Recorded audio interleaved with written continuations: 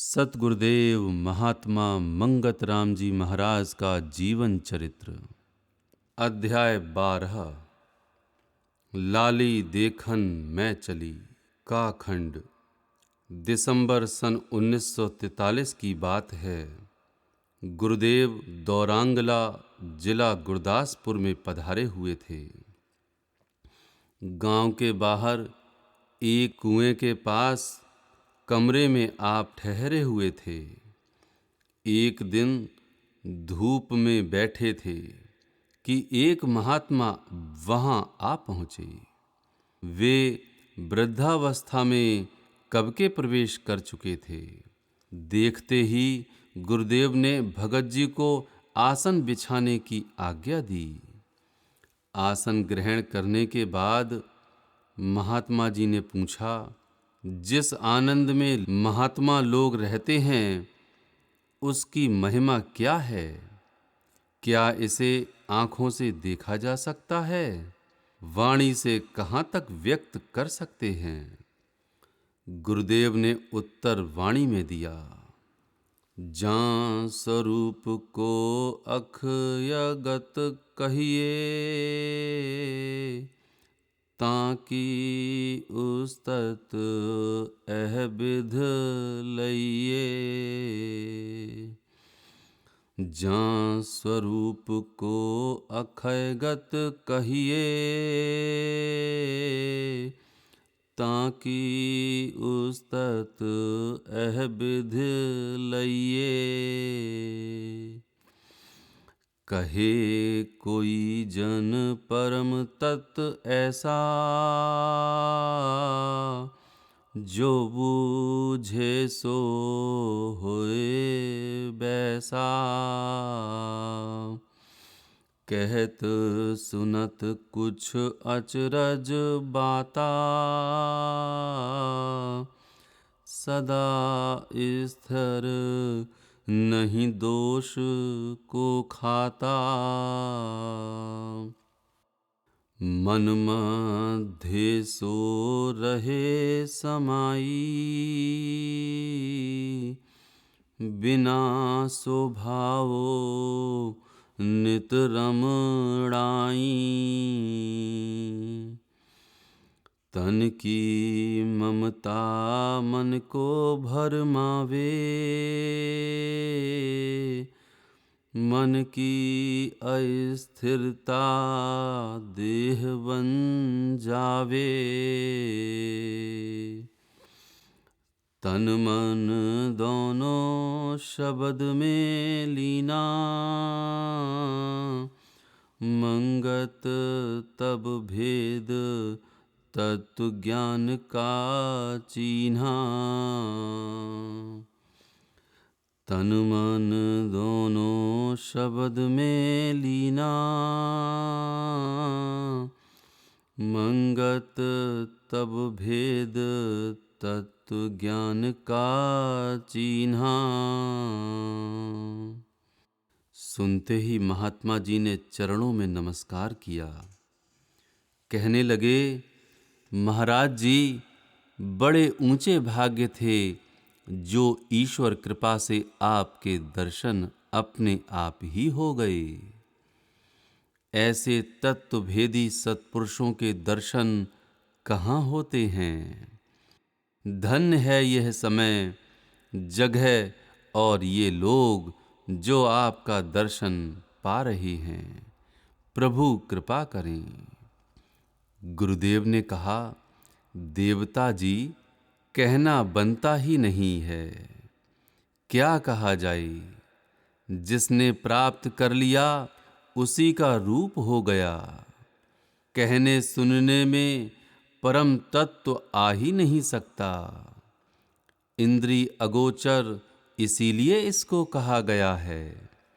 उस आनंद की अवस्था का बयान किसके आगे किया जाए? कौन इन बातों पर ध्यान देता है? पहले समय में संत मंडलियां नित्य तत्व ज्ञान का आपस में विचार करती थीं। समय वह आ गया है जहां चार संत बैठ गए, तंबाकू की खैर नहीं।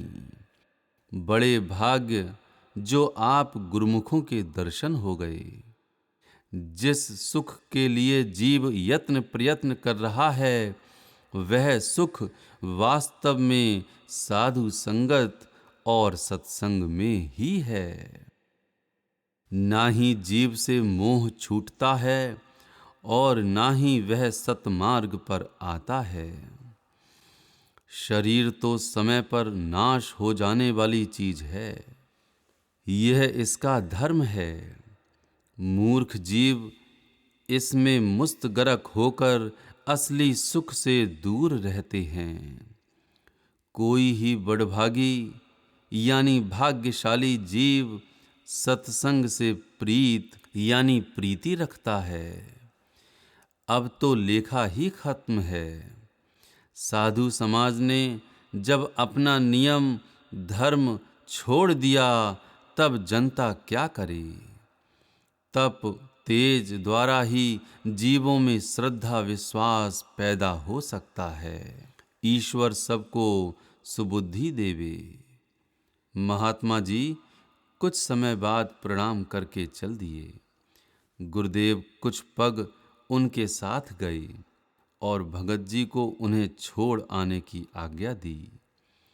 रास्ते में महात्मा जी ने पूछा, भगत जी, महाराज जी का आहार क्या केवल चाय ही है? भगत जी के कहने पर गुरुदेव केवल एक बार चाय ही ग्रहण करते हैं।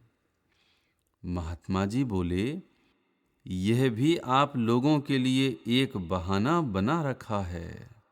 ऐसे पुरुष तो केवल पवन पर ही वर्षों रह सकते हैं। बड़े भाग्य से तुझे चरणों में जगह मिली हुई है, नहीं तो ऐसे पुरुष कहाँ किसी को पास बैठने देते हैं। गांव तक छोड़कर जब भगत जी लौटे तो गुरुदेव कहने लगे, कोई कोई किसी न किसी जगह दाना है ही, अच्छा खोजी प्रेमी है। खाखंड मार्च 1944 गोलड़ा जिला रावलपिंडी में एक खड्ड के पास एक मंदिर में एक महात्मा ठहरे हुए थे। वे दिन भर उस मंदिर में ही रहते थे। रात में कभी बाहर निकलते थे। लोगों का कहना था कि उन्होंने 12 वर्ष से मौन रखा हुआ था। किसी से कोई बातचीत न करते थे। उनका आहार सप्ताह में 2.5 सेर दूध और 2.5 सेर दही था। प्रत्येक रविवार को 2 भक्त सुबह 8 बजे उनके लिए रावलपिंडी से दूध और दही ले आते थे। दूध और दही को मिलाकर पिला देते और दर्शन करके चल देते। बाकी 6 दिन ना तो वे कुछ खाते थे और ना ही किसी से मिलते जुलते थे। शहर में महात्मा जी के संबंध में बहुत ही कम लोगों को ज्ञान था। वे सबसे अलग रहकर अपनी ही मौज में लीन रहते थे। एक दिन गुरुदेव ने भगत जी को महात्मा जी के पास चलने की आज्ञा दी। सुबह का समय था। स्नान करके भगत जी साथ चल दिए। महाराज जी की आज्ञा के अनुसार मंदिर का द्वार खोला गया। मंदिर में प्रवेश करके भगत जी ने गुरुदेव के लिए आसन बिछाकर उन्हें बिठा दिया। वे स्वयं भी एक ओर बैठ गए। महात्मा जी किसी पुस्तक का स्वाध्याय कर रहे थे। उनके तेजस्वी व्यक्तित्व के संबंध में भगत जी कहते हैं, महात्मा जी का शरीर बहुत कोमल था। सफेद धोती पहने हुए थे, ऊपर सफेद चादर थी। कद लंबा था। शरीर की नाड़ी नाड़ी नजर आ रही थी। मुखमंडल अत्यंत तेजस्वी था। बड़ा आकर्षण था उनमें। बैठते ही गुरुदेव ने महात्मा जी को हाथ जोड़कर नमस्कार किया। भगत जी ने भी प्रणाम किया। हाथों के इशारे से ही दोनों ने कुशल समाचार पूछा। कौन देश किस जां से तुम आई, किस कारण यह भेख बनाई। महात्मा जी ने भी एकदम लिखकर उत्तर दिया, न देश न विदेश से आई, सम तत्व भेख में नित रमनाई। कारण अकारण कोई न सूझा, तुम कृपा से पाई सम पूजा।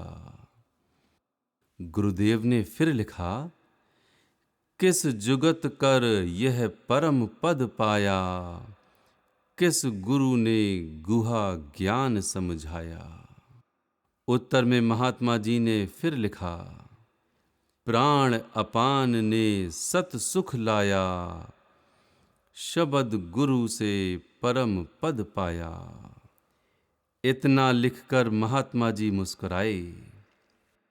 फिर कागज हाथ से लेकर एक पंक्ति और जोड़ दी और कागज गुरुदेव के आगे रख दिया। वह पंक्ति थी, समता तत्व यानी तत्व के आगे चित घन ही है। ड्यूटी ना होने की वजह से इस तरह खामोशी में शारीरिक अवस्था का समय व्यतीत किया जा रहा है। अब ना जाने का गम है, ना आने की खुशी है। उत्तर पढ़कर गुरुदेव हाथ जोड़कर बाहर निकल आए। महात्मा जी भी बाहर निकले और गुरुदेव को नमस्कार करके वापस चले गए और द्वार बंद कर दिया। रास्ते में गुरुदेव ने भगत जी से पूछा, प्रेमी क्या देखा। भगत जी बोले, आपकी गति आप ही जाने। महापुरुषों से दुनिया खाली तो नहीं है, मगर आपने तो जीवों पर बड़ी दया कर रखी है। आप भी इसी तरह खामोशी इख्तियार करके किसी कोने में बैठ जाते तो हम जैसे मूर्खों को किसने ठिकाने लगाना था। गुरुदेव कहने लगे, प्रेमी अच्छी ऊंची रहनी और स्थिति वाले महात्मा हैं। शहर में बहुत कुछ जाकर नहीं कहना कि इस तरह वार्तालाप हुआ था। मौज में इनको रहने दो। गाखंड। मई सन 1945 में गुरुदेव कश्मीर में सरूपा नामक जंगल में तप के लिए ठहरे हुए थे। यह वन जितना ही सुंदर था उतना ही भयानक भी था। रीछ और चीतों से भरा हुआ था। शारियां गांव के प्रेमी फकीर चंद जी यहाँ घर का सा प्रबंध कर रखा था, इसलिए वहाँ कुछ प्रेमी हर समय ठहरे ही रहते थे। एक दिन सभी प्रेमी गुरुदेव के समीप बैठे हुए थे। सत्विचार का प्रवाह चल रहा था। एक वृद्ध मुसलमान प्रेमी दूध लेकर पहुंचे, न्याज रखकर सलाम किया और अत्यंत दीन भाव से बैठ गए। गुरुदेव ने पूछा, बाबा किधर से आए हो। बाबा ने जवाब दिया, साईं जी आज ख्वाब में देखा कि इधर कोई फकीर आए हैं। दिल ने कहा सलाम दुआ के वास्ते जाओ। सुबह उठकर पता किया, मालूम हुआ कि चौधरी फकीर चंद के मुर्शिद इस जंगल में आए हुए हैं। बड़े रब के बंदे हैं। आज सुबह 4 बजे वहां से चल पड़ा, अब पहुंचा हूं। बाबा का घर कोई 12 मील दूर था। गुरुदेव ने पूछा, लड़के कितने हैं आपके? बाबा बोले, अल्लाह की दौलत 2 हैं और सब खुदा की मेहर है। गुरुदेव ने कहा, रास्ते में जंगल है, डर नहीं लगा? बाबा बोले, पीर जी, बंदे के साए से सब चीज डरती है। अगर बंदे के अंदर जरा खुदा का खौफ हो तो। जब इसके अपने ही फेल यानी कर्म दूसरे को नुकसान पहुंचाने वाले होते हैं, तब दूसरी चीजें इस पर हमलावार होती हैं। बाकी जंगली जानवर अपने अपने उसूल में हैं, बंदा ही बेउसूली कर जाता है। देखिए, यह बनखोड़ी दरख्तों की धार लगातार एक जैसी जा रही है। दूसरी तरफ तिलपतरा है, तीसरी तरफ दयार है। जिस तरफ दयार है, वहां दूसरा दरख्त नहीं है। अपने से दूसरे स्वभाव वाले को ये भी शामिल नहीं होने देते। जिनको हम बेजान कहते हैं, उनको भी इतनी समझ है। बंदा ही नेक ओ बद अपना स्वभाव बना लेता है, हालांकि श्रेष्ठतम तो जीव ही है। गुरुदेव ने कहा, बाबा, तुम बड़े अच्छे फकीर ऋषि लोग हो। जंगलों में रहते हो, खुदा की याद करते हो और उसकी रजा में दिन निकाल रहे हो। अपने फेल यानी कर्म की सजा जजा हर रूह पा रही है। अच्छे फेल से अच्छी आदत बनती है, खराब फेल से खराब आदत बनती है। खुदा सबको नेक समझ नेक फेल बख्शे। बाबा ने कहा, पीर जी, दुआ करें खुदा ईमान और सब्र बख्शे। गुरुदेव बोले, खुदा हर एक पर मेहर करने वाला है, यकीन रखो। इतना कहकर गुरुदेव ने प्रेमी फकीर चंद को आज्ञा दी, बाबा को कुछ खिलाओ पिलाओ। घाखंड। जनवरी सन 1947, स्थान अबोहर में। उन दिनों जो भी आता अक्सर दंगे फसाद के संबंध में ही बात करता था। वातावरण ही ऐसा आतंकमय था कि लोग परमार्थ की बात कर ही नहीं पाते थे। लेकिन एक दिन एक विचित्र घटना घटी। गुरुदेव समाधि में बैठे थे। दोपहर के 2 बजे के आसपास का समय था। उस समय एक प्रेमी वहां आ बैठा। कपड़े मैले और फटे पुराने थे। देखने में बिल्कुल ही साधारण आदमी लगता था। उसे देखते ही गुरुदेव ने पूछा, सुनाओ प्रेमी, कहाँ रहते हो? उसने झट से कहा, अपनी छाती पर हाथ रखते हुए, गुरुजी, यहाँ रहता हूँ, आपकी बड़ी दया है।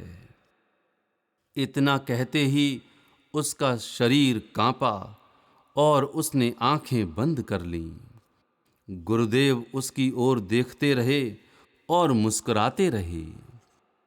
थोड़ी देर में उसने आंखें खोलीं और कहा, थारी बड़ी कृपा है।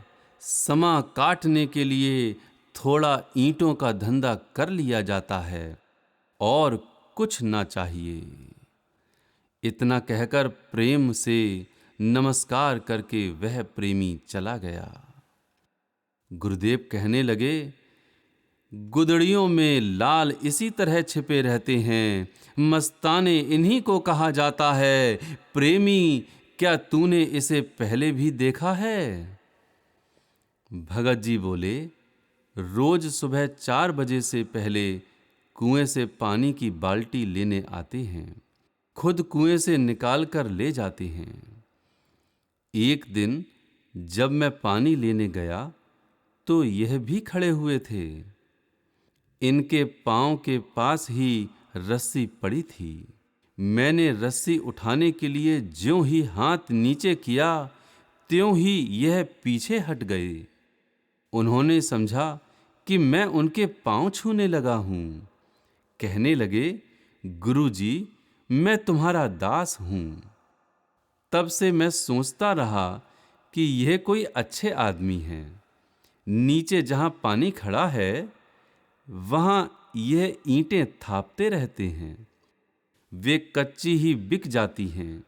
दूसरे लोगों से भी सुना है कि यह किसी से ज्यादा बातचीत नहीं करते हैं। यह सुनकर गुरुदेव बोले, प्रेमी, ज्यादा बातचीत में क्या रखा है? अपने अपने स्वभाव में ही फकीर लोग विचरते रहते हैं। जहां भी मेरा मालिक मेहर कर दे, अमीरी गरीबी उसके दरबार में नहीं है। हर तरह की गरीबी ही अच्छी रहती है, जो कि इस पद तक पहुंचा देती है। अच्छे आदमियों से धरती खाली नहीं रहती है। बाकी चेताने वाले फकीर तो बहुत कम होते हैं। वह अवस्था ही होती है जहां जाकर चुप लग जाती है। जो कमाई करते हैं पहुंच ही जाते हैं। प्रेमी, इसी तरह खोज करते रहा करो।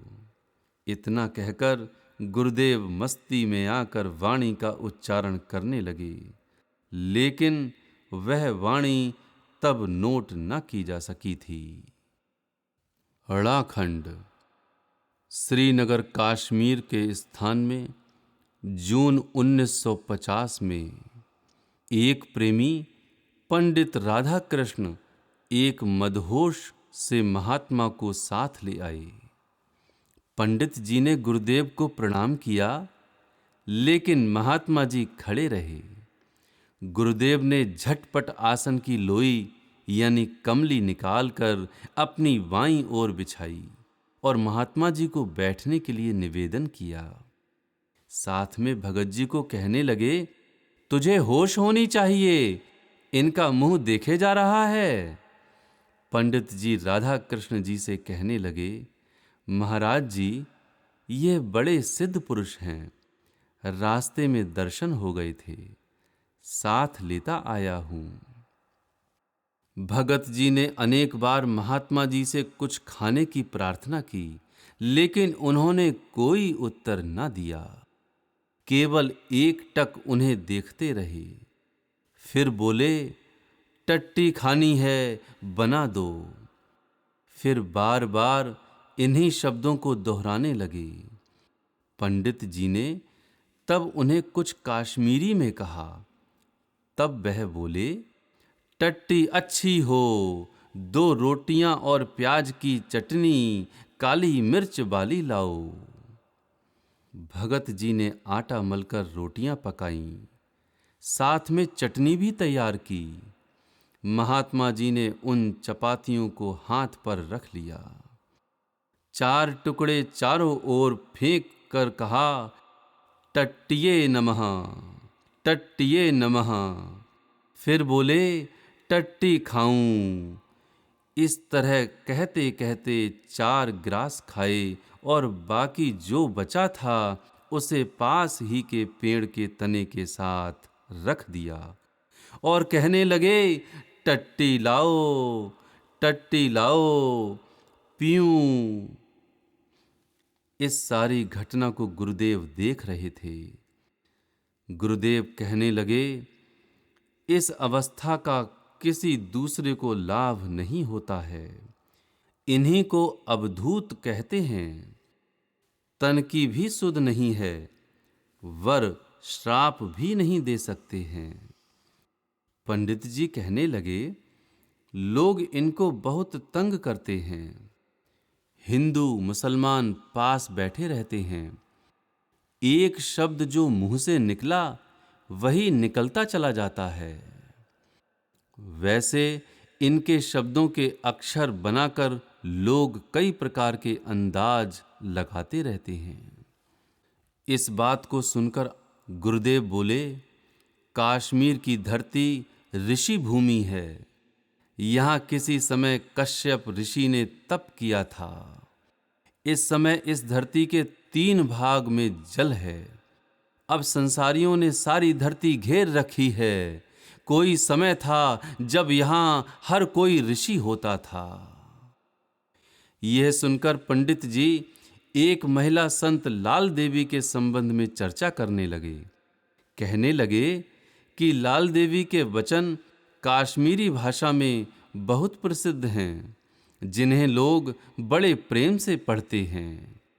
उन्होंने एक वाक्य बोला जिसका अर्थ था, मैंने किसी बच्चे को जन्म नहीं दिया, ना ही मैं खुद पैदा हुई। मैंने सोंठ नहीं खाई, मैं 6 के पीछे हुई और 7 के आगे हूँ। इस बुझारत को सुनकर गुरुदेव कहने लगे, जिस तरह गीता का अर्थ कृष्ण ही जानते हैं, उसी तरह इस बुझारत का अर्थ भी कोई संत ही समझ सकता है। बहुत ऊंची स्थिति की देवी हुई हैं। साधु संत का तब ही पता चलता है जबकि वह कुछ बोलें। यह सुनकर पंडित जी बोले, अगर आप भी गुमसुम हो जाते तो जीवों का कैसे कल्याण हो पाता? गुरुदेव ने इस प्रश्न का कोई भी उत्तर नहीं दिया। ओम ब्रह्म सत्यम सर्वाधार। ओम ब्रह्म सत्यम सर्वाधार।